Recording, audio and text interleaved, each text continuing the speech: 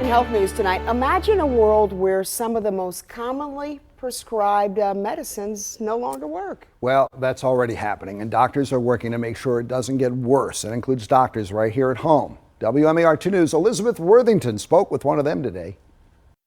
They're an extremely common form of medicine. We've all probably taken them at least once in our lifetimes, but doctors warn they're not going to work forever.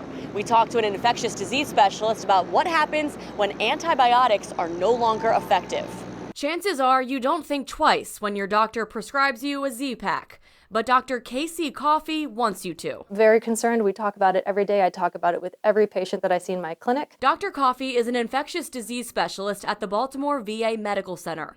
Her concern is with something called antibiotic resistance, aka when bacteria is too strong to be killed off. Antibiotics are one of the main resources that we have, and as we lose those resources, we don't make up the ground in other ways. So it absolutely is a threat, and it's something that every hospital is addressing. This is something that has been inevitable ever since we started using antibiotics. And it's not some threat in the distant future. We are in the middle of it right now. The more we use them, the more chances we give the bacteria to adapt.